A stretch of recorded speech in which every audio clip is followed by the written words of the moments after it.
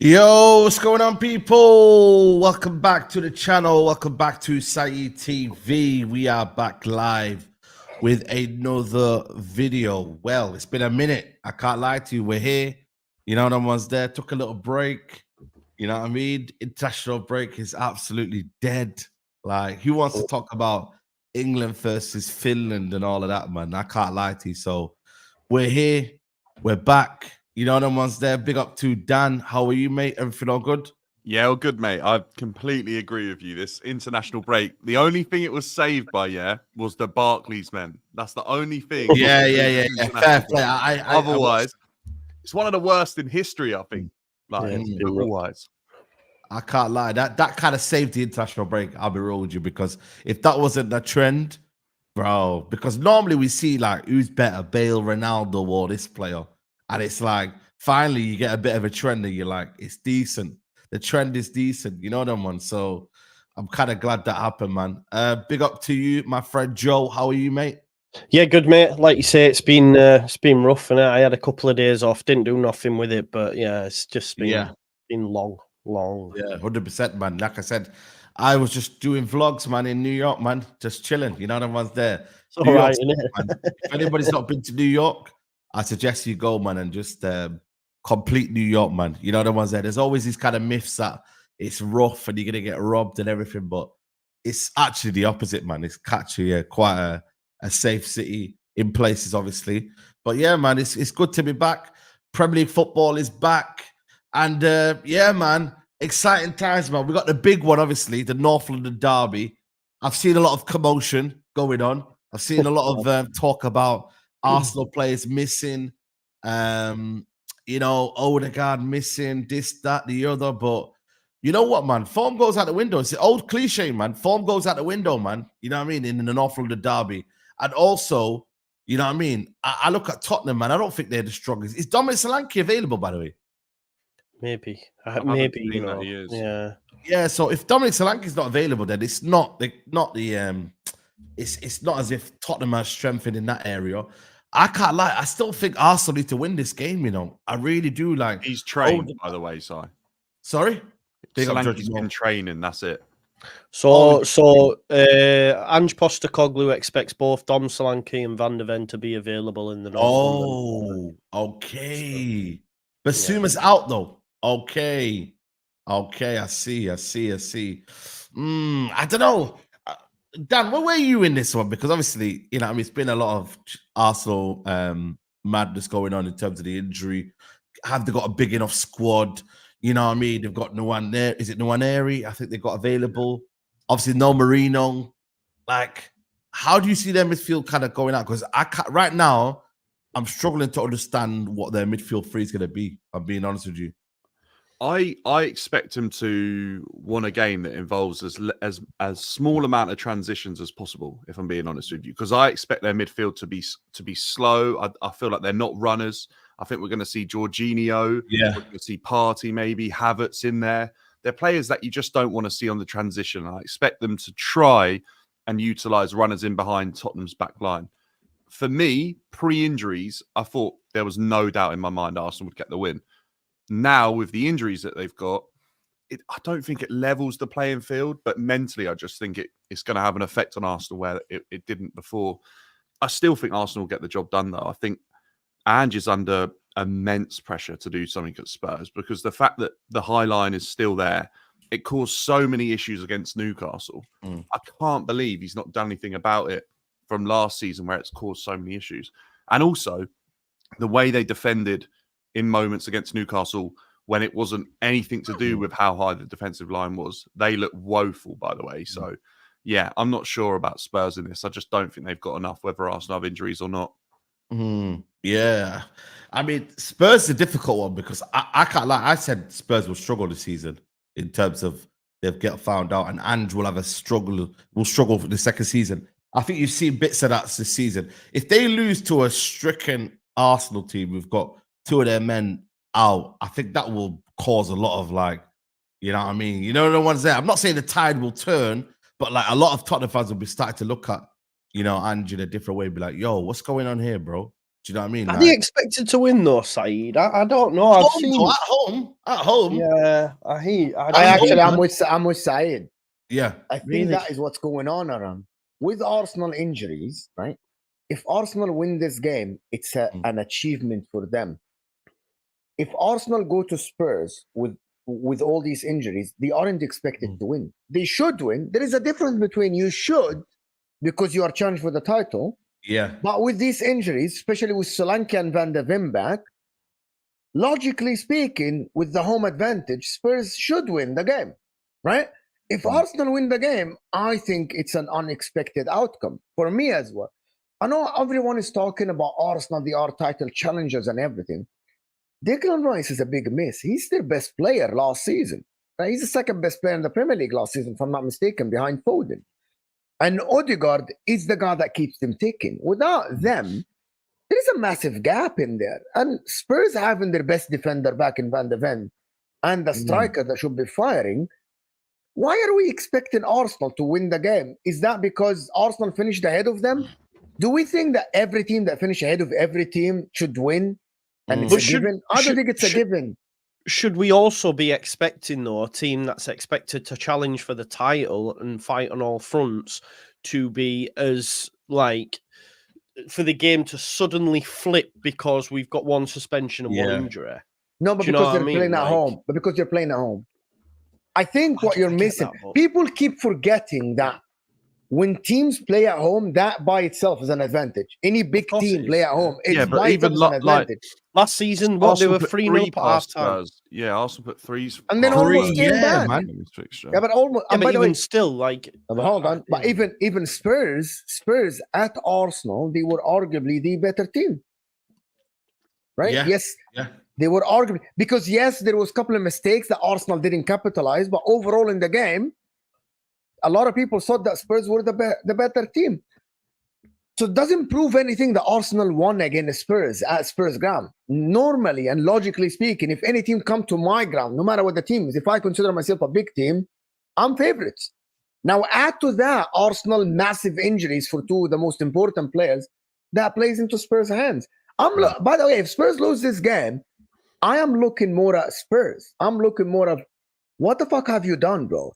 How did you move from winning 8 out of the first 10 games last season to having one of the worst forms in the league over the past, like 20 games, and going against Arsenal, decimated Arsenal team, and losing the game at home? That is horrific. They've been found That out is though, terrible. Mo. They got like no one knew what to expect with Ange Postecoglou and how to counter it. But ultimately, that Pochettino game where he sussed how to do it, and we saw that Ange was so reluctant to change his high line that ultimately the games that followed for Tottenham's season after that, everyone exposed Spurs in the same way, and we're still seeing exactly the same exposure in the first sort of 3 games this season as well. Yeah, Don't get me wrong. Everton look woeful at the moment. You can't count the Everton game for Spurs looking great. I think in the other games, that has still caused a huge issue for them. And people can say that they did well against Newcastle. Look, at the times when they needed to do better, they didn't. It's as simple as that. That's why they lost. Yeah. I don't think he ever will change his ways, though. No. And I think certain managers have certain ideals, and the only way you can, I guess, improve that is by recruitment and better players in these positions, or he has to adjust tactically, and I don't think he will. We had a manager that did the same in the Premier League. He played that man-to-man system, and in the end, everyone was just ripping it up and putting 6s and 7s past us, and ultimately he lost his job. Do you know what I mean? But that was because we didn't get in better players, and I think that's the same at Spurs. But yeah, it's going to end one of 2 ways, isn't it? I know you say better players. Oh, sorry, Si. No, I was going to say, if Tottenham midfield is my man Bentancur suspended? By the way, is he suspended? I don't know. I see the FA, but I don't know what's happened. He got charged. Is that just international, or is that No, it'll definitely apply to England, but I don't know if it's in. Let us know in the chat. Happened, I want to know, because I want to know what Spurs midfield is going to be. Madison, Archie Gray, and Sarr. Yeah, Sarr. Yeah. Arsenal, even by the way, Havertz, Jorginho, and Thomas Partey should be able to play against that as well.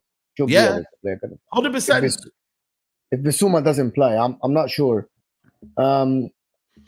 He's actually charged by the FA. Oh, but apparently they say this. I don't think the punishment has been given yet, though.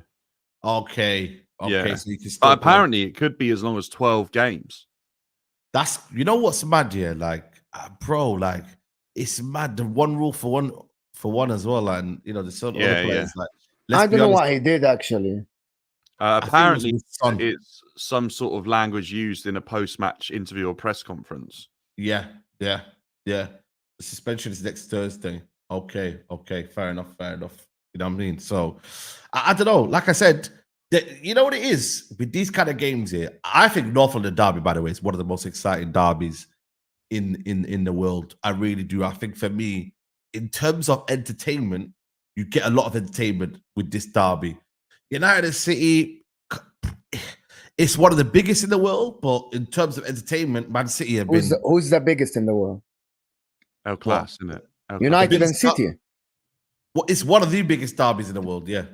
But I wouldn't say it's more entertaining than the Northland Derby. I think Northland Derby is one of the most entertaining derbies in the world. I think it's been the best advert for the Premier League in the last 3 or 4 seasons. I agree. Maybe longer, this derby. It's been great. I think back to when Van der Vaart was playing in this derby. And it was unbelievable. Van der Vaart, what a player. Do you remember that? Do you remember that derby side? Do you remember that one? Yeah. He had a great game, didn't he? Great ended up being a 3-3 draw or something. That team with him and Bale and all of that was quality, man. They bro, Tottenham used to have good but then again, Tottenham have had good teams and still not been able to beat Arsenal. You know how mad that is? Tottenham have had good teams here with Harry Kane and all these players, and they've never been able to beat Arsenal. You know what I mean? And to be fair, Arsenal's record at the ground, I don't know, is it a good record? I'm trying to see what the head-to-head record is, but I think Arsenal, this is a crucial week, man. They've got Tottenham and then Man City. If they lose to Tottenham, it's a mad situation. Is it 8 points behind? Let me just look at the actual. If Man City win. So right now, and then table, obviously Arsenal then have to go to the Etihad as well, don't they? Yeah, the week after. So it's it could be long. Like I think it'd be mad that what are we now? 4 or 5 games into the season, the meltdowns would be crazy. To be fair, so that it'll be 8 points if they lose their next 2, and Man City win both. What was that? Sorry. It'll be 8 points if Manchester City win both their next games and Arsenal lose both. Wow. That's crazy, man. That's crazy. Someone said shortest title race ever. Nah, man. Bro, like, I don't know, man, if it's going to be good advert for the Premier League. You know what I mean? Because, listen, we'll talk about Liverpool in a bit, but I don't know, man. Arsenal can't be out of this already, man. And it's too early. Is it too early to say 8 points? It's a lot. It's a lot, man, because I think judging City, it is early, but he lost last year. They lost 3 games, right? If Arsenal lose 2 this quickly, like to only be able to lose 1 and barely drop points towards the end of from that whole run of like 30 games, it'd be ridiculous. I think we'll know by the next international break if Arsenal are in the title race or not. That's mad, man. It's crazy to say, and they've only dropped points to Brighton, which actually is so that Brighton game looks. Year. So that Brighton game now with the people that said, "Oh, we gained the point," it looks very. What? Arsenal said that gained the point. Oh yes. No, man, you can't. Wallahi, most Arsenal fans said that you don't understand. Brighton are a very good team. We played with 10 men for the second half. We actually walked away with a point. We defended well at home, bro. That's mad. That's crazy, man. You know what it is? Arsenal had too many games like this last season where it was like Fulham or Villa, where it just basically meant in the long run they didn't win the league. And everyone was like at the beginning of the season, oh, it doesn't matter. It's so early. There's so much time to go. Ultimately, they didn't learn from their mistakes and they let it happen. And that meant that they didn't have enough points to beat Man City to the title, no matter when it happened in the Premier League. For everybody that doesn't know, I can name names that said that. Yeah. The internet is. I can literally name names, people that.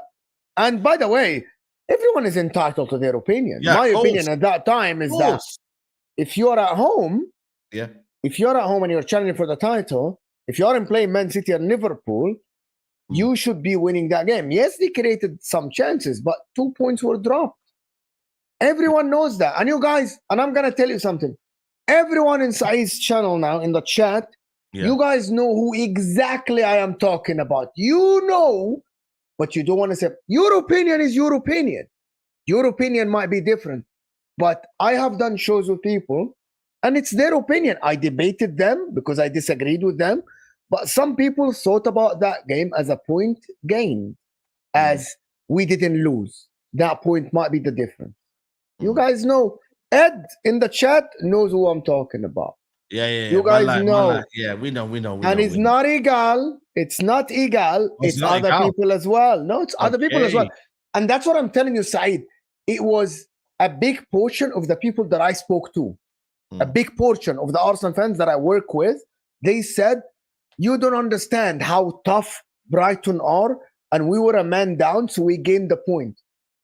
That is not right for me. Yes, Brighton is a good team. Do you think if Man City playing Brighton at home and they go a man down and they get a point, they will be happy? No. Do you think Liverpool, if they play Brighton at home, as tough as Brighton are, and they have a point, they will be okay? No, I don't think so. That is, so for me, no. I disagree. It's one of them, man. It's one of them. Like I said, I think the manager's come out and he said something about Odegaard. He said, we need some tests. Let's see what happens in the next day or so. He's super positive about everything. Martin wants to be there every single day. Let's see what happens. Can I just comment on this? I think this is sugarcoating the truth for Arsenal fans not to have a meltdown. Yeah, of course. By now, they would know the extent of the ligament. You know what I mean? It's a first degree. So So a first degree is this amount of weeks. A second degree is yes, a player can come early from an injury or a player can come late. Yeah. But medically speaking, you know that okay, second degree with that amount is between, for example, 3 and 6 weeks. Third degree will require a surgery. First degree is 1 to 2 weeks. They know. He isn't telling people, he is right though.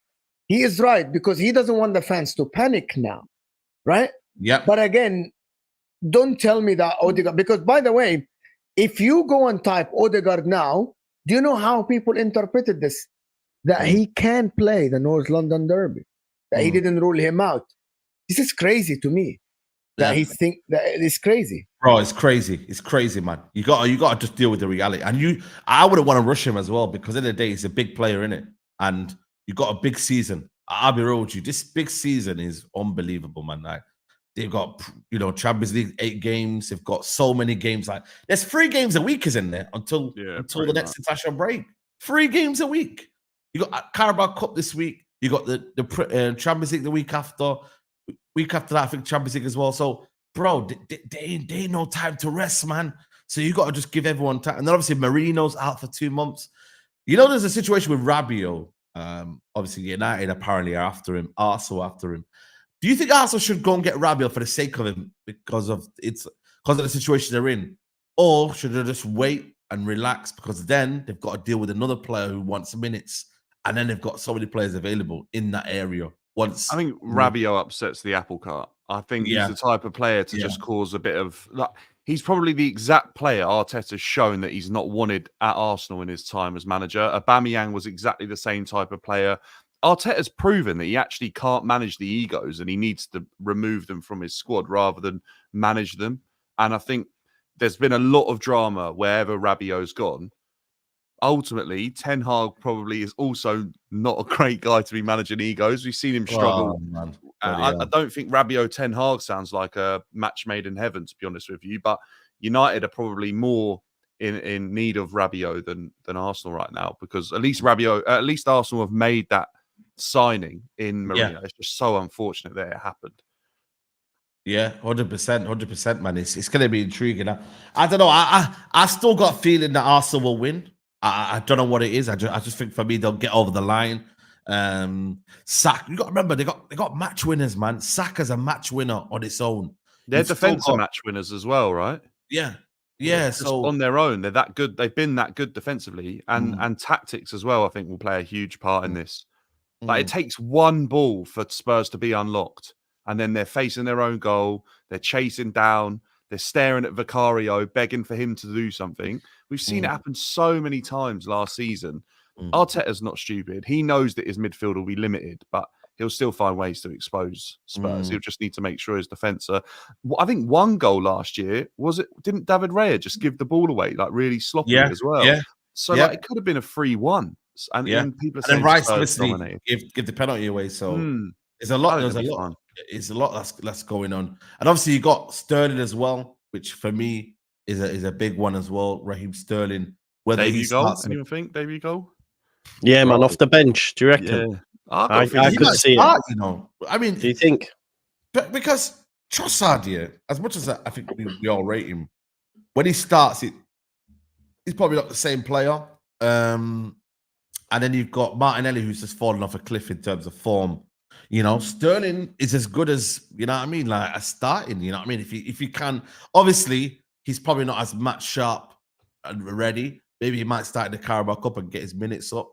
But you never know, He could throw him in there. He looked good pre-season. It's a shame he hasn't had game time because Sterling looked ready to go in pre-season. Oh, so. Robbie does. Okay. Robbie wants I'd start him. I think you're right, Sire. I think Sterling's the best person to start. And then Trossard, we know that impact he can have. He's a match winner off the bench.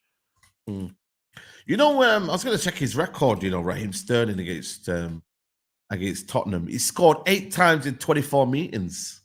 Wow. How recently? I just don't know if I remember him scoring for... I could see, though, like a... redemption arc, like him going to Arsenal, the love of Arteta and all this, and him just refinding that form that he had when before he left City. Do you know what I mean? And I don't know. I think it could work, the move for him. And yeah, it'd be good. Yeah. It'd be The Plus the environment high line as well. so much better as well for Sterling than it ever has been at Chelsea, I think. Yeah. So let's see, man. Let's see. I don't know. Like I said to you, man, it's going to be intriguing. It's going to be a fascinating game. I'm He's a looking woeful forward to player, it. to be honest. He's a woeful Sorry? player. As a football player, he's just woeful. No. He's a horrific footballer. Shit touch, shit dribbling, horrific passing, garbage Come on, finish. no, he's not. Benefited from Pep's system massively, tap-ins and running at the far post, and Pep can teach a donkey how to be a footballer, which is he did, to be honest. And he scored all these goals, and bro, he's. I think he could do something, though. I think he could do something. He can. For me, he can, because Spurs play a high line. He can do something, but I just think for them to actually rely on Raheem Sterling, that's pathetic. Yeah, but you know the types of goals that Trossard scored have done so well for Arsenal, like with most of his goals. Sterling is more than capable of scoring those types of goals. Really? You think Sterling can get a half turn, bend it far post, and hit it like actually put it in the corners? Sterling scores some good goals. God. Even for Chelsea. I think he's actually, because of some performances where he's been woeful, don't get me wrong, I think he's been underrated for like who he is as a player and what the right environment could bring him. I don't think he ever had that at Chelsea. I think that's been a big issue. I said the same about Kai Havertz. Everyone got on my back. Now look at what Havertz is doing at Arsenal. Yeah, then Havertz as well. Like I said to you, man, he's obviously doing his thing as well. You know what I mean? Scored a couple last year. So, bro, like, let's see. I think for me, I'm going with 2-1. 2-1 Arsenal. What are you guys going for? I think it's a score draw. I think it'll be 2-2. I think it'll be a fantastic game end to end. But yeah, 2-2. I think it's going to be a good game though. Good game. Yes, 2-2. Yeah, I think 2-1. I think Arsenal win it. Yeah, that's what I'm saying. Also edge it. I think for me, I think Spurs with the high line. I think there'll be spaces to exploit, man. And I think for me, that'll be it, man. For me, in terms of what they do, man. So let's see, man. Let's see what happens, man. But big up to everyone who's still locked in. Please get the likes up. Excuse me, we're the most Arsenal fan. Listen, Dan was meant to come on, but he's gone on holiday, and Lee Judge's got an appointment, so Lee might drop in later on as well. So big up to Dan Potts and Lee Judges. Let's talk on United, man, because like I said, man, can't avoid it. You know what I mean? The reality is that Man United now have got 1 win in 3. Play Southampton tomorrow. I can't lie to you. It's one of them where, boy, I'm not really like, I don't know what the word is like. If we win, cool. If we lose, like, still, like, I don't know. I don't know if his job's on the line, man. Like, I don't know what to believe, like, because, bro, if he loses to Southampton, do you think he's gone? Do you reckon that's what sacks him? Because I genuinely don't believe it right now. You can't. My head's gone. I mean, I could see it happening. Genuinely, I could see it happening. Southampton getting their first result of the season and all that. But surely he can't. And if he did, then you would have to sack him. I mean, it'd be glorious for me. Mate, I sat through an hour or however long it was. Listen, your show, listening to Man United fans, I was loving it, man. So, yeah, listen, I hope you lose, but surely you can't lose against Southampton. I think they're just going to go the same way as Burnley in terms of Russell Martin to keep ball and just not be able to create. They've got the highest percentage, I think, 68% or something like that in the Premier League. So they'll try and keep the ball, you know what I mean? And United can't keep the ball. So they might have a bit of joy in that aspect. But I think the record is we're unbeaten in 15, guys. Yeah. We are unbeaten. Or I think we've got on a winning streak or something like unbeaten at least anyway against Southampton. Bro, if we lose that, that's another record he's going to break, you know. And if this brother breaks that record, mate, like surely, like there's an idea of, you know what, 1 win in 4. We're sitting probably around that time, 7th, 16th, 15th, probably. You told us third, Saeed. You told us third on this show, third in the league. I demanded third, yeah. But, you know, that's one thing that I maybe, again, need to stop doing is demanding from this manager because he's clueless. Yeah. You know what I mean? I don't know if Gogati will start, if I'm being honest with you. You know what I mean? That's another one as well. That's one where What's going on there, Si? Because he said he doesn't know if he'll be ready. Then didn't he play for Uruguay? Yeah, he played for Uruguay twice. You know what I mean? And did his thing. And then all of a sudden the manager's like, yo, he's not ready. I Does think the he mean manager loves that tactically? control. Sorry? Does he mean tactically, like he's not understanding of what Ten Hag's trying to ask him to do? Maybe, because he did integrate Casemiro late in to his, to his career. He didn't play him straight away. So he does that a lot with players. But at the same time, it's like, yo, man, like you need to find a solution because Casemiro, yeah, he's had 2 weeks off, he's had no break, but at the same time, he still ain't ready. You know, he needs help in that midfield, man. That midfield is honestly like Arsenal go on about like, their midfield and they got problems, but we got massive problems and we got people available as well. Like it's not as if we got players injured. We've got players available and we still don't know what we're doing in our midfield. That's the scariest thing about us is that our midfield is so bad, man. Like genuinely the gap, that 3-1-6 formation. Like, I don't know you maybe, Joe would be also the one kind of player in there or whatnot. It's just, it's a nightmare, isn't it, man? Like you can see there's so much room, so much space. Tactically you can't, be compact. It's mad. Calvin was very good at it though. Calvin was very good at it, obviously. Yeah. But yeah. Trust me. Do you know what I mean? And obviously you got Ronaldo comments as well. I haven't actually read the whole. I see some quotes going around. I haven't actually watched the actual video yet, but you see, I think all he said the Man United manager shouldn't be saying we can't win the league or something, right? He also said if he listens to Van Nistelrooy, he might have a chance. Oh, did he say that? That's crazy. Oh, Ronaldo's an idiot as well to say that, by the way. Ronaldo's I think he disrespects Ten Hag so much. He just doesn't that. He's unrealistic. Who does it? Ronaldo's had like Sarri manager and everything. Ronaldo's never spoke out against his managers to the level that he has about Ten Hag. Like, I think he's trying to rattle and then move on. Far off it. Like Ronaldo's normally pretty good with his managers. Yeah, the way he speaks about Ten Hag must be woeful. Like must do a lot of things wrong. Yeah, but come on, Ronaldo, you're bigger than Ten Hag. Stop this. Oh my God, he wants to speak against. He loves Man United, Mo. He speaks about Man United. How Sai speaks. By the way, I'm going to tell you, if he speaks about Man United, he wouldn't have said that. Everything that he said about Ten Hag is about Ten Hag. It isn't about Man United. If it's about Man United, you speak about a rebuild. Oh, don't talk about winning the league and the manager shouldn't. Don't mention the manager, right?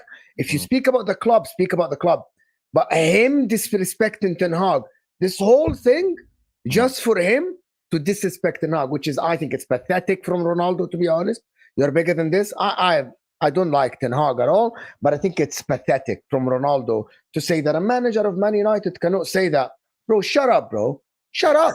Like, who cares about this now, bro? Because Man United aren't in a place to win the league now. So forget Ten Hag. You can't just say that. You are trying to disrespect Ten Hag so bad that you spoke out of your ass, basically.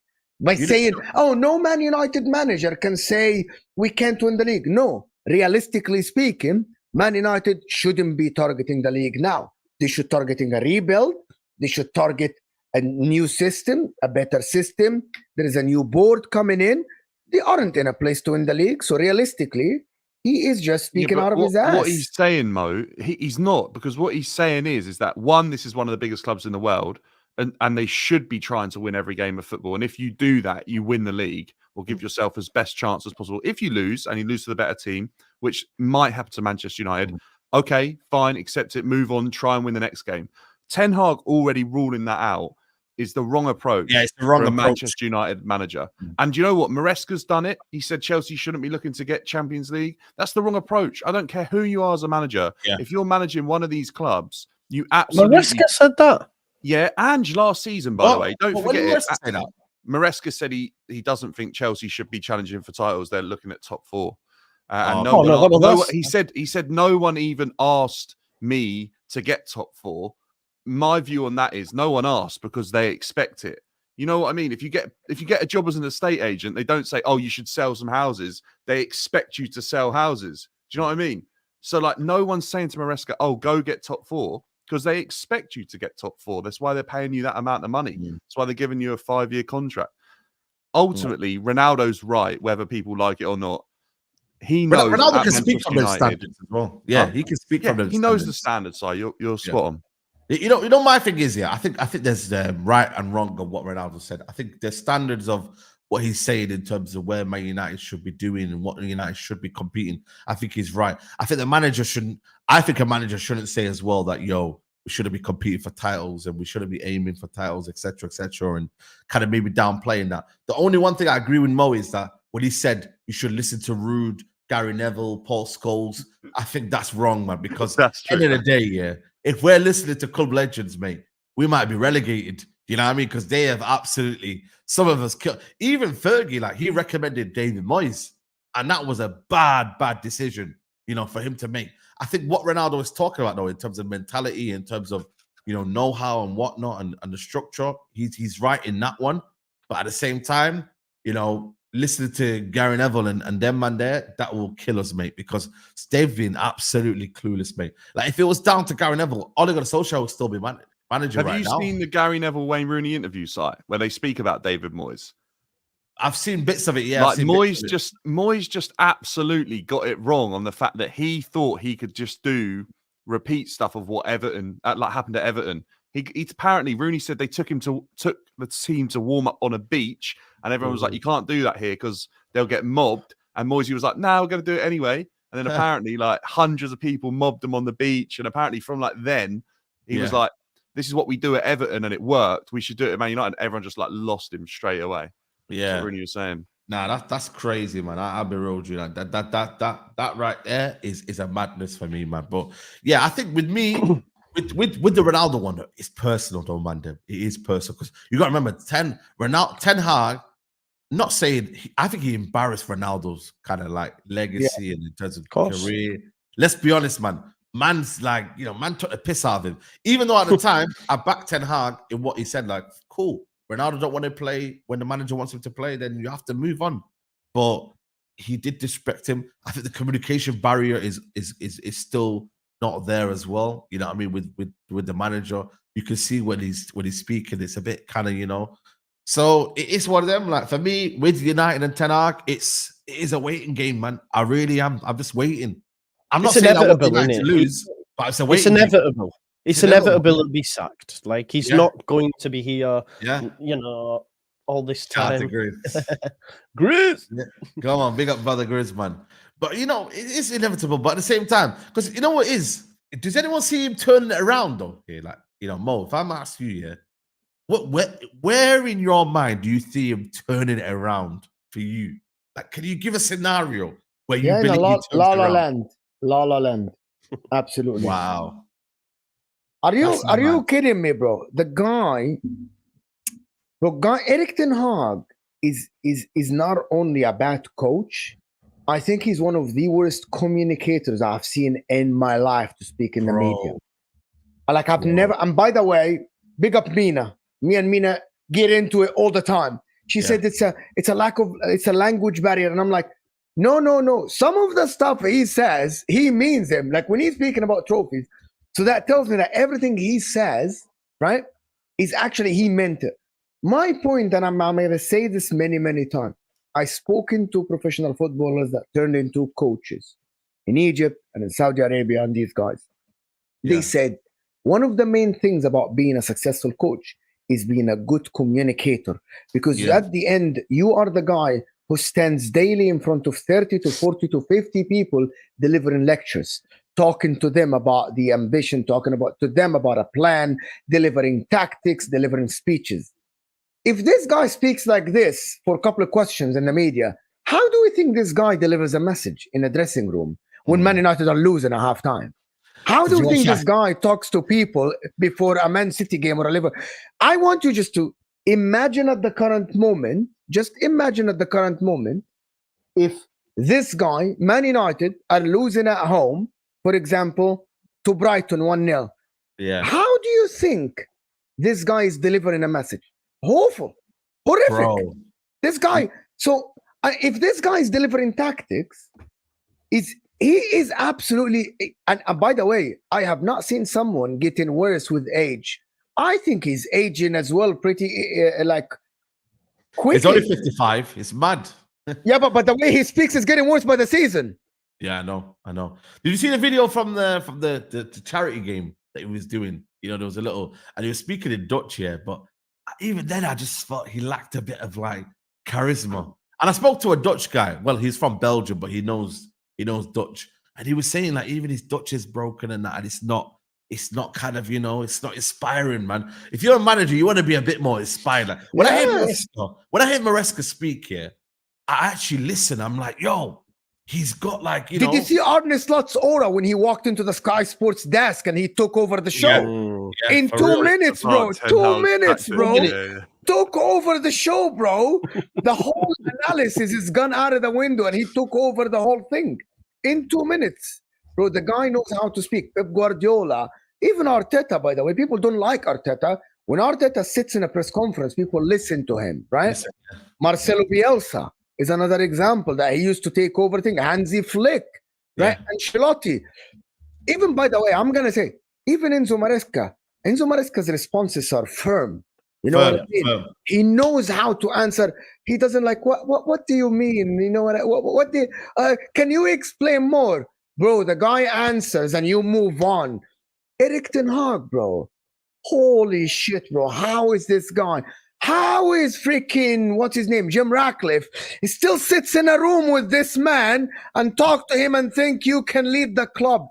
This is the lowest I've seen Man United in my life. This.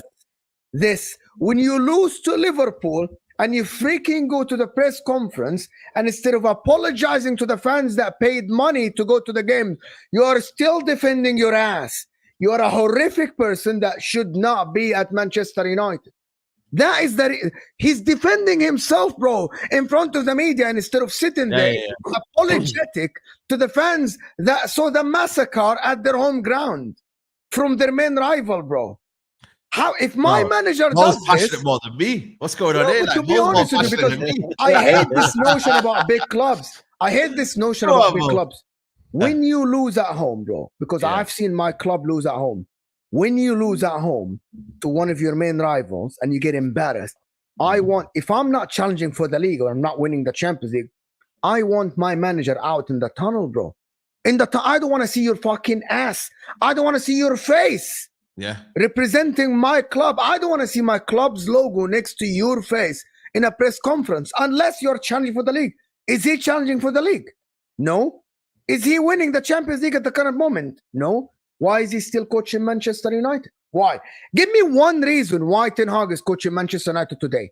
After losing to Bournemouth at home 3-0, after losing to Liverpool, when Liverpool playing rondos at Man United's half, when Szoboszlai is putting people on the floor like we play 5-a-side, winning 5-6-0, you know what I mean? Yeah. I'm going to put the keeper on the floor. I'm going to put the next player on the floor so I look good.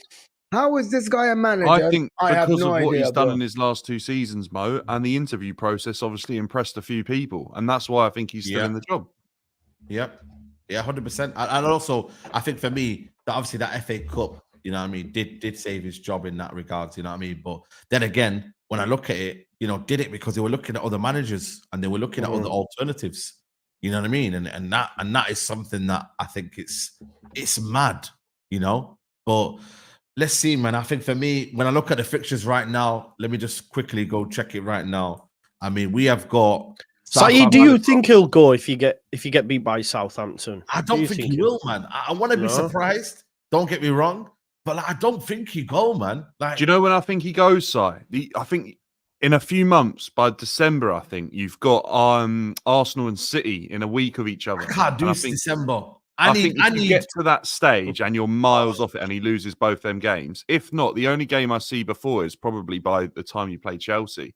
I said Tottenham at home. If you lose to Tottenham at home, I think that's the one where you kind of like, you know, the Tottenham, Porto, and Aston Villa. That's where I think for me he might lose it. You know what I mean? Yeah, but he's gonna get time winning the next 4 games. Well, there you go. Yeah. The Europa League, the Cup games, the Crystal Palace and the Southampton game, and then people are gonna say, "Oh, he turned it around. Yeah, he's amazing. Yeah, get him a new contract." Bro, bro. Listen, bro. New contract. Just got one right now, mate. You got a 1-year extension, mate. You know the new contract, mate. Are you mad? But then again, the maddest thing about the contract situation is that they've got to do something at the end of the year. If he is still here, they've got to give him a new contract because he's on a 1-year deal. Then did they keep him for 1 more year and just kind of do whatever? I don't know. With a manager like Hypnosai, you don't want to be tying him down. So, like, if you're leaving him on a 1 year, do you know what I mean? There's like Joe said, it's almost inevitable he gets sacked. So, like, if they got to pay him out, it'll be on a month term rather than years. Do you know what I mean? Like, they can't be tying him down. He's just not done enough. Yeah, I'll have people like KG on my, you know what I mean, saying, yo, right out of the back, man. You know them ones there, man.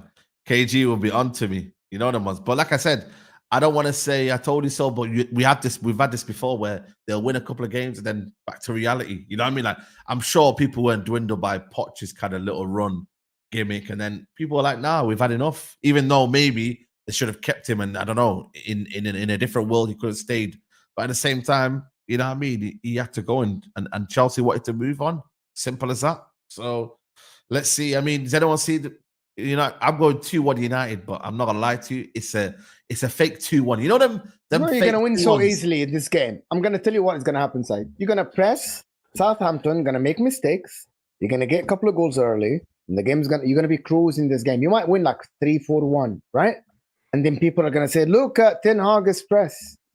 Bro, you know the scenario. Southampton really play from inside their 18, and your press isn't that bad. And their players are in Premier League, like, with all due respect, they aren't that much quality there. And I think you get the ball from them, you score a couple of goals, and the game is easy. And it's not Ramsdale, Howler waiting in it, definitely. Yeah. Let's see. I don't know, man. Let's see. 1-0 Southampton. 1-0 Southampton. Ben Brayton Diaz. That's what's happening. Bloody hell, man! That guy as well, man. He's a bit of a. You know what I don't like about him? He's such a kind of like, I don't know, man. He pisses me off. I don't know what it is, man. He wins. Can I ask you something, people? Can I ask you something? Do we think Man United have anyone lined up? Forget Ruud. Anyone else? Do you think they did their due diligence to actually have someone lined up in their hand? I wouldn't mind Tuchel at this stage, I'll be honest with you. I wasn't a firm believer in Tuchel, but for 2 years, I'd take Tuchel for 2 years, but no more than that. You know what I mean? But you think the board have someone in the back is like, okay, maybe Allegri, maybe Tuchel. Like, it doesn't matter who the name. But it doesn't matter the name. Not the point. The point is not the name. The point is there someone? I don't know who. To the end of the season, or maybe till January, I would give Ruud a couple of months, maybe a 1 month until they find their proper guy. Like, I don't know who did that before. I think someone did that. Did Arsenal do that with Arteta? Didn't they? Spurs. I think Spurs didn't do it. With Mason, didn't they do it with Mason? Chelsea the season. Did it with Lampard as well, obviously. Listen, man, I can't lie to you, bro. I would love Amorim. You know what I mean? I would love, for me, it was Hansi Flick, man. I'm distraught, man. You know what I mean? Hansi Flick was my guy. And look at him shelling at Barcelona. You know what I mean? They called him Wash. They call him this and that. You know what I mean? Absolutely no clue. But look at him now, man. Just thriving. Tuchel can save a season, though, as well. Like, he's proven at Bayern, he managed to win him the league. Obviously, that season when Dortmund were good. And then, obviously, at Chelsea, he won him a Champions League. Yeah. He can definitely. He's definitely what, bro. What is Thomas Tuchel gonna do? I think he's gonna win you the Europa League. He's gonna be more compact. We're gonna be more compact. You might not get top 4, but who cares? If you get 6 and win Europa League or in Champions League next season, you start again. Who cares? But he will be more compact. Manchester United into a team no one wants to play against, because that's what he does at every club. Yeah, he makes every club to play against. But did you see him play against Real Madrid, bro? He gave them really tough game. If it wasn't for the lapse of concentration at the end, Bayern Munich would have been playing Champions League like a final, bro. Seriously. Yeah, like I don't like the guy. I think in the league he's not great. He's not that guy to get you like the league winning and stuff. He's won league titles though, Mo. With PSG and Bayern. Did you see him at Bayern? You still won it. Do you know you could have thought you could fall off. But you get my point. He's not a great league form guy. At Chelsea, he wasn't. He's not consistent. He changes. To be honest, in the Premier League. To win the Premier League, you'll have to impose your will. I think Manchester United would take what he did at Chelsea in terms of the league. Yeah, 100%. He had Chelsea in an area that was only bettered by Liverpool and City, and then ultimately we put all our eggs in one basket with Lukaku. We started the season looking like title winners, title challengers, and then everything fell apart between him and Lukaku, and the whole season fell apart. That Lukaku one was a big moment, man. But don't forget how Chelsea started that season, like before the relationship breakdown. Lukaku and Tuchel were clicking. Yeah, absolutely. I'm gonna go 2-1 United. Anyone think any different?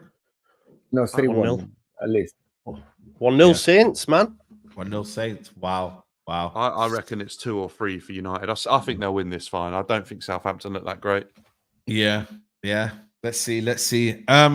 Keep liking the video, people. I don't know if we even hit 400 likes yet. So if you are here right now, you know what I mean, we're back. You know what I mean? The algorithm needs to be, you know what I mean, pushed up a little bit.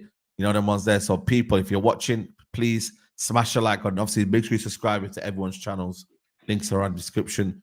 I don't like talking about them, but Liverpool, man, they're really starting to annoy me, man. I can't lie to you guys, man. Like, I need them to fail, man. I need them to. Who they play this weekend, man? Who they play? Liverpool will get 24 points out of 24. Yeah. What? The next 3 or 4 are really good. Next They've got 5 games are winnable games before they face Oh off. my God, they've got easy games, fam.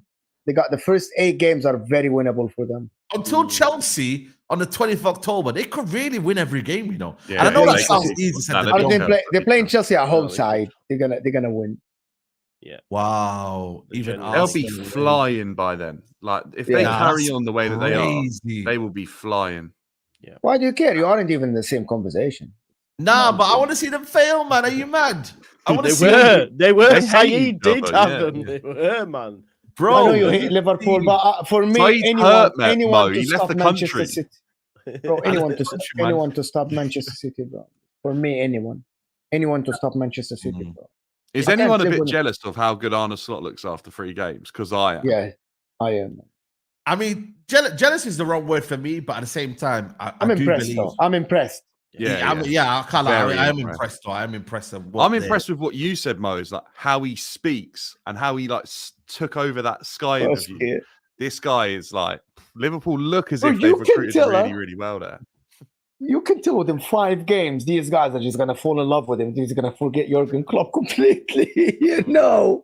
Well, Liverpool have done it before, haven't they? With Shankly and Paisley, or it might be the other way around. But they elevated before they got taken to another level. They just look so much more in control now. Like they're not even going to be bothered. Do you know what I mean? Like it's just, I've enjoyed watching them as well. To be fair, I think to be fair, it's like you know when people say they get found out, like that midfield going to get found out, or do you think they just?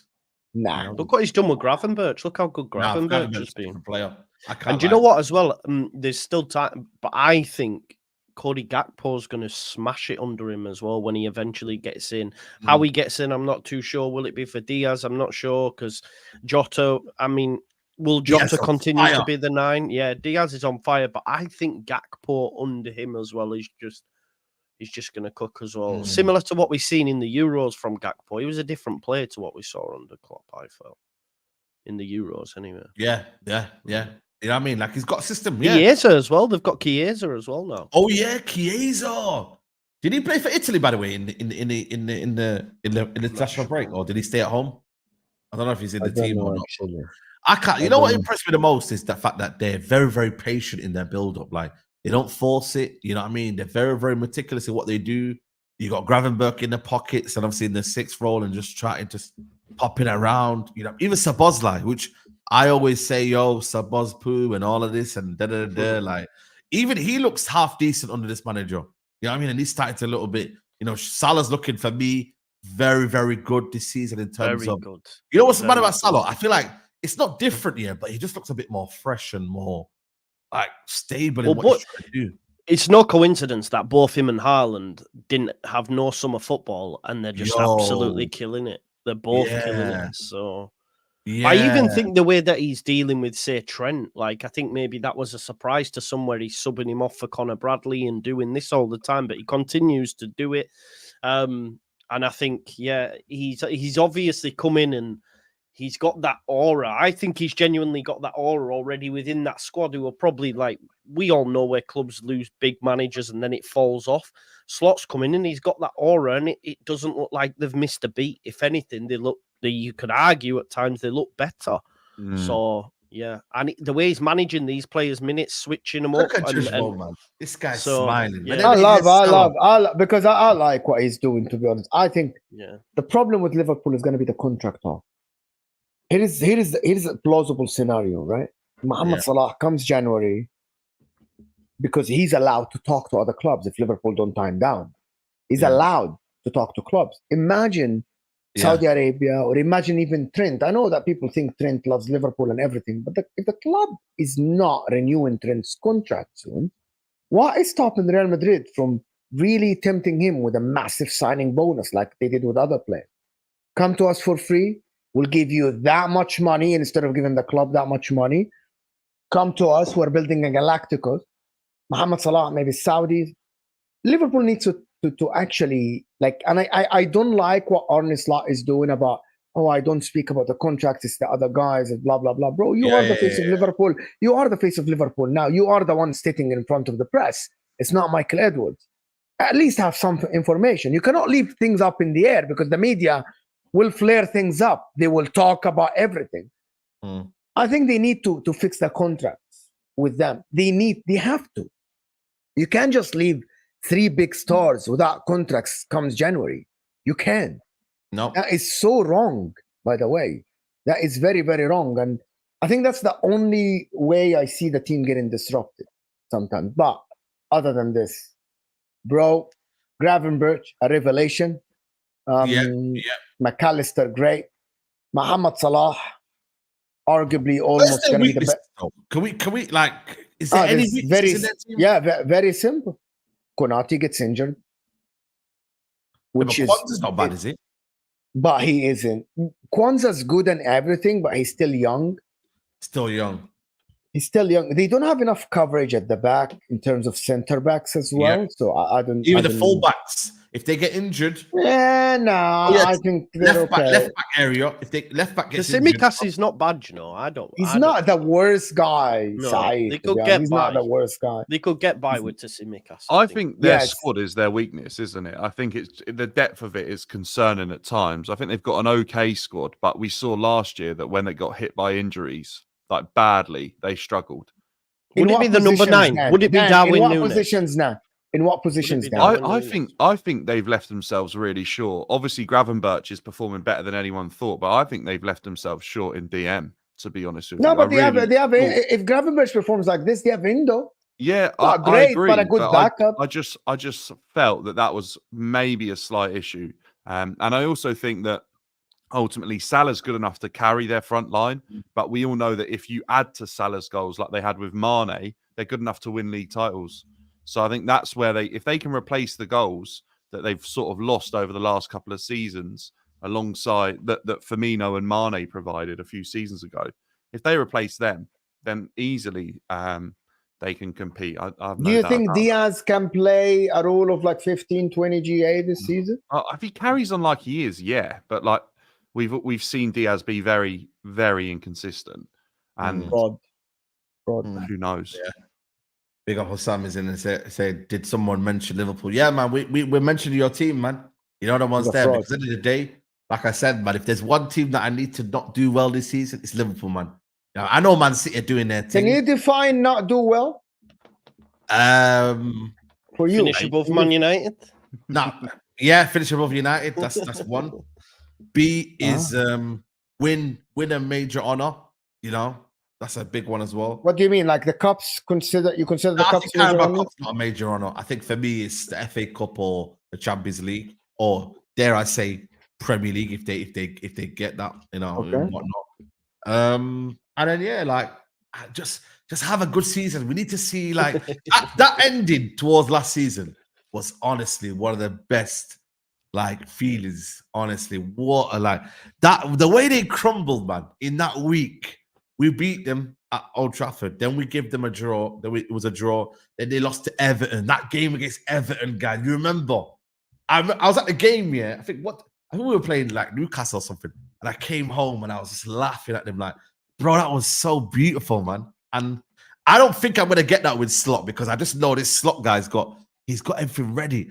I think he's mentally sharper than Klopp at this minute. You know, I think Klopp, not saying that he was mentally like not stable, but I think he kind of maybe was like, yo, I can't inspire these guys anymore. I'm lacking energy. And he said it, you know, I'm not got the energy anymore.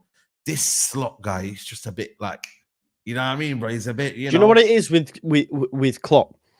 Liverpool fans love Klopp, right? Yeah. Fans outside of Liverpool, he irritated them, he pissed them off, he whinged, he moaned. Liverpool fans don't want to hear it. But with someone like Slot, it's just bam, and you just have to go, okay, fair enough. Yeah. All right. Yeah. Do you know what I mean? There's sort of no comeback because he's just straight down the nose. You know what I mean? He's like, nah, this is the deal. So Yeah. You know what I'm saying? like So him, I mean, Man City, I think you know what it is. Maybe this is the perfect year for Liverpool, you know, because if Arsenal fall off, and I'm not saying fall off, but to the point where they got obviously key men injured and whatnot, Liverpool find themselves in that position of challenging with Man City. They'll thrive on it, man, because they've got players that have been there with them. They'll thrive on it, Liverpool. Not that I'm saying they'll win it, but they'll thrive on it. Do you know what I'm trying to say? And that's the worry for me, man. If the Arsenal don't find themselves in a situation where they get left behind a little bit. So, I mean, let's see what they do, man. Let's see what they do. Stressful times for you, Saeed. It's fun. Yeah. Well, it's going to take a long time. You know, them ones there. So it is what it is. Chelsea are, I think they've had a decent start to the season. Nothing crazy. They've got, who you got this weekend? We've got Bournemouth away. Bournemouth away. Tough one. Oh, I think I went with Chelsea to win just this game, but I'm not sure. Sancho debut as well, maybe. You know, the ones there. Got some injury issues as well at right back. No Reece James or Gusto. Oh, no, Gusto. Where's Gusto gone? No, he's injured. So you're going to have to play, what, Disasi? Casado, Disasi, people sort of throwing things around. So I don't really know. Wow. Chilwell's in the Prem squad, so maybe Cucurella. We've seen him play right back before against someone. What's happened with that? How come he's suddenly recalled Chilwell back then? I think they were shocked that there was no interest for Chilwell throughout the transfer. Only one club would have took him. They're trying to get Rabiot. They're trying to get Rabiot. You know, they just take everyone's captain. And I think they probably looked at it and went, actually, we are hurting our assets by binning them off and treating them like this. Chilwell is more valuable if people can see that he can stay fit and play and move him on in Jan. I've been saying this the whole summer. You kill your assets' value if you bin them off like they've done. And ultimately they did. So they need to keep Chilwell playing. If people can't trust Chilwell's injury history, how are they going to judge him when he's not even playing? So ultimately keep him in. He's a good pro. And I think maybe he'll work his way back in. Obviously, he's been left out of the Conference League squad though. So I don't know. Bro, I expect to just see him as a sub. But yeah, Chelsea against Bournemouth is going to be a tougher game than what some people are suggesting. Chilwell is actually better than Cucurella anyway. I don't know how Maresca sees it. I feel like the way he was last season, he probably wasn't, Mo. Chilwell. Last season it was shambles. By the way, even Cucurella last season, apart from the last 3-4 games, do you remember how the positioning of Cucurella used to hurt you so much? I thought he was okay last year. On the standard of what I saw the season before, I felt like Cucurella improved for the majority. Post his operation, I think Cucurella had quite a good season. I think that actually Ben Chilwell has really, really struggled to come back from the last couple of injuries that he's had at all. And I think ultimately he's lost his England status. He's lost his sort of position in the team at Chelsea. Who do you think is a better player, though? By the way, and who do you think is a better player? Who do you think is a better player as a left back going forward? Cucurella right now. Cucurella by far. Yeah, Cucurella. By the way, I don't think Cucurella's got to the level that I think Ben Chilwell's been at previously. All right. But I think right now Cucurella is much better. But by the way, he's not started the season well though. Can I just say that? I don't think Cucurella has been great in the first couple of games. He's been a little bit erratic again. Chilwell last season wasn't good, but I'm basing it based on the Chilwell that played under Chilwell. Left wing back under Thomas Tuchel was arguably one of the best. Was phenomenal.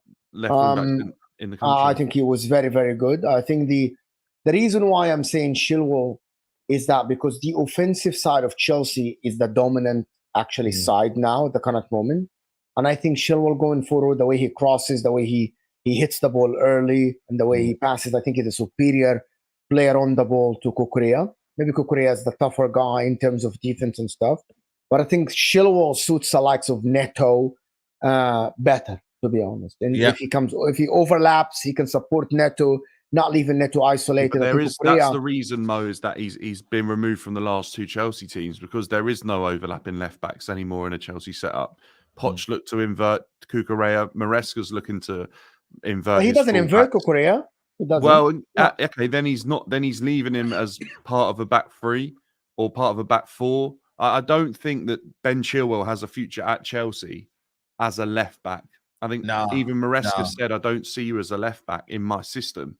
I think Chilwell ultimately Chilwell needed a loan or a move to just show that he can play football. Realistically, I'll be honest, I think his future lies in Italy, playing a three at the back system somewhere as a wing back again. Yeah, 100%. I agree. I think for me, he's cooked, man. I remember when he came on the scene at Leicester, and then he's doing his thing, and then I thought, wow, this England have got a good left back for years to come. And then boom. Do you remember the last England call up he had? Like how bad he was. He was so. I know. It's crazy. It's crazy. So I don't know. I think Chelsea should win that game, man. If they lose that game, oh my god, Bournemouth are above us in the league. Bournemouth are a good side. Like that's Semenyo player, by the way, for Bournemouth. Iriola. Donny Iriola's the one, man. He's really, good manager. Good manager. They've got that. Who's up front for them now? Is that Porter striker? Semenyo is up. No, Semenyo's the other guy that they've signed for 40 million, Evan Nilsson or something. Evan Nilsson, yes. From Porto. But I don't get it. Why is the kickoff at 8 o'clock on a Saturday, man? Like seriously, man. Who does this, man? Like there's one at 5:30, isn't there? 5:30, and then one at 8 o'clock, I think. Yeah. That's mad, though, man. That's not fair on the fans, is it? Like, I don't think really. Bro, they're lucky. Why are people? Can I ask something? Why do people say that Chelsea should be favorites? Can I understand the logic here, Saeed? From you, you're Chelsea, the one who started.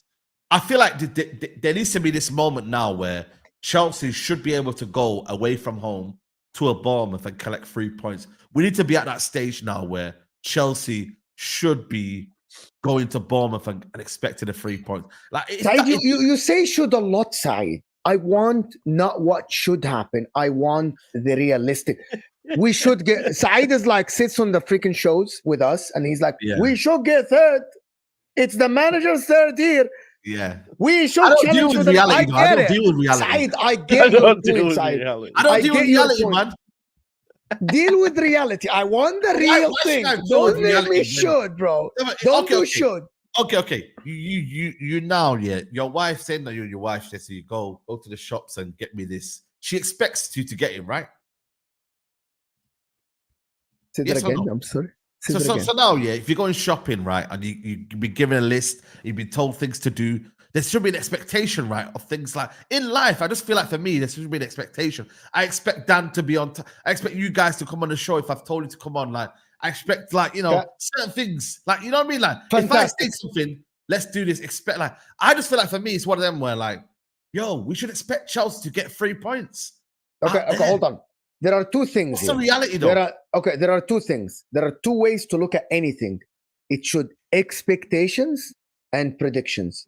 Predictions should not be built on expectations, right? Expectations for Man United should be you should be in the third year of a manager at a club like Manchester United. You should be challenging for the Premier League. Predictions wise, you might not get even top 4, right? Yeah.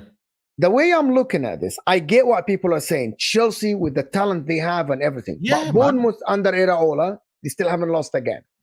Chelsea are going away from home.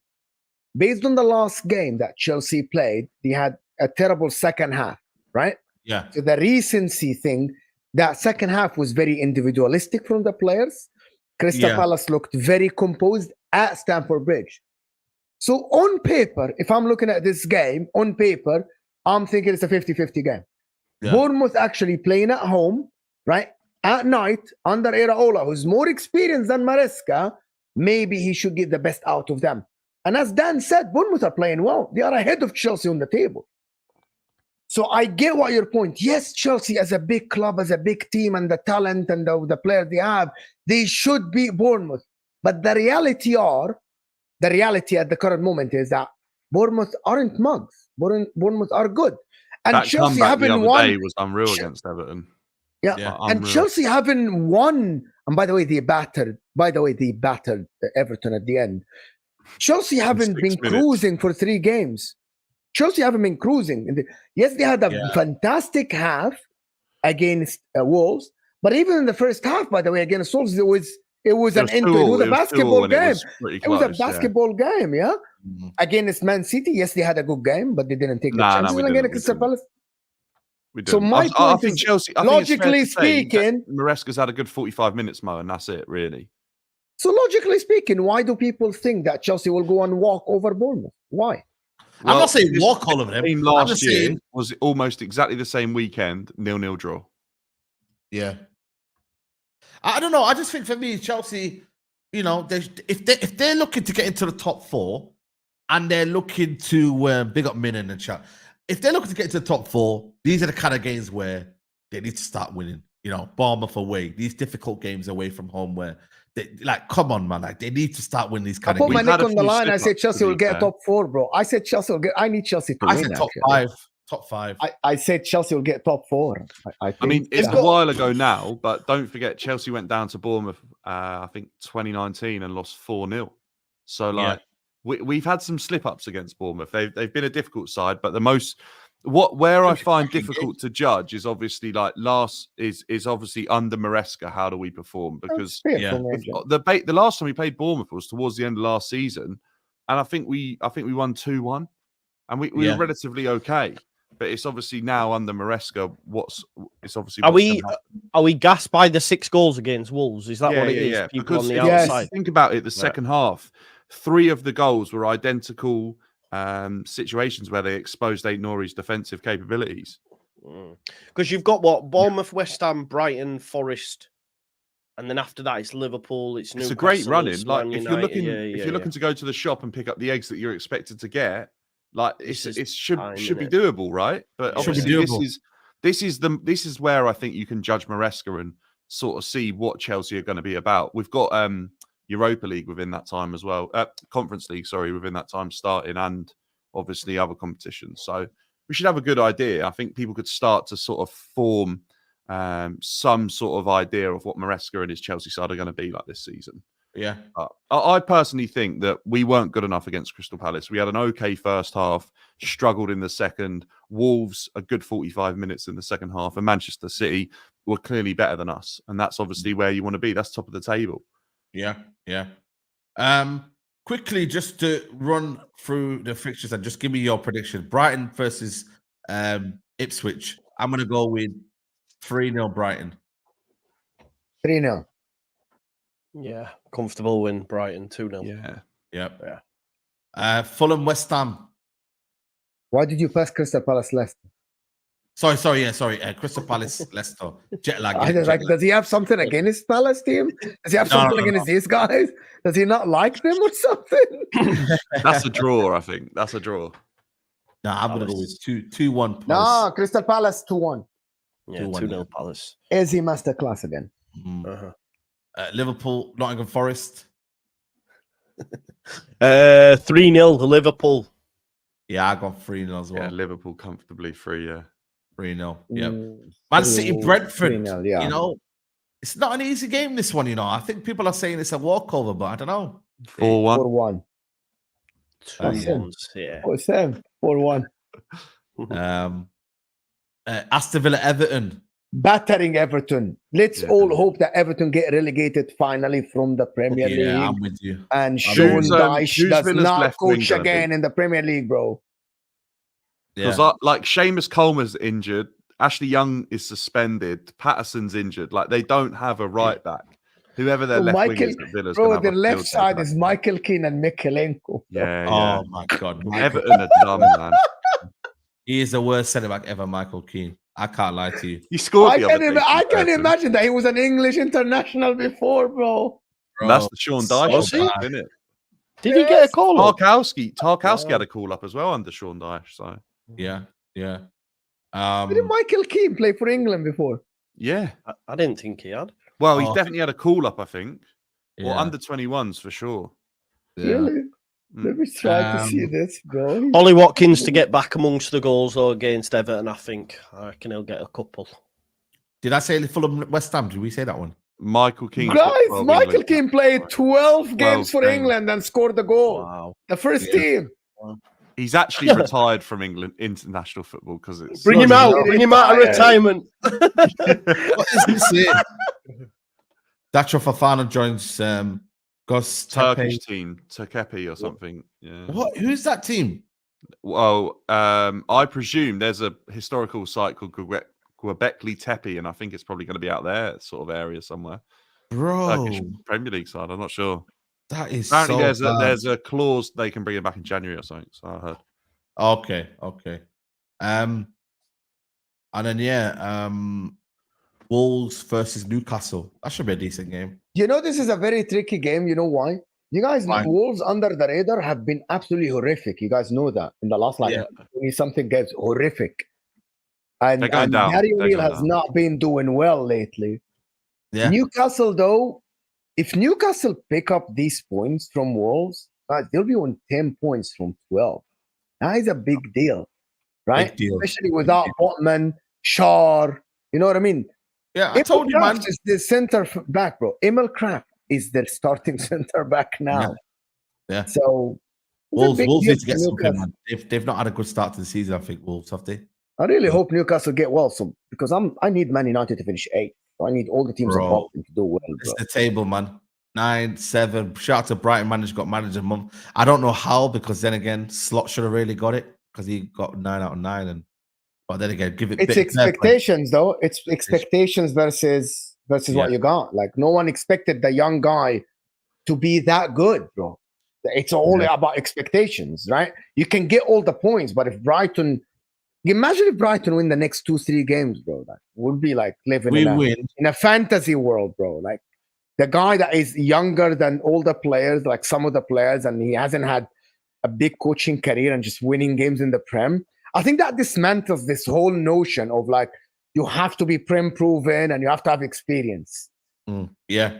I'm excited to see Kadigoglu for Brighton as well. Should start this week. Oh yeah, Kadigoglu. Yeah. Like I said, if we lose this one, bro, and say Leicester or Crystal Palace win, and even Wolves win or someone wins, bro. If Southampton win, we're level on points to Southampton. It's mad.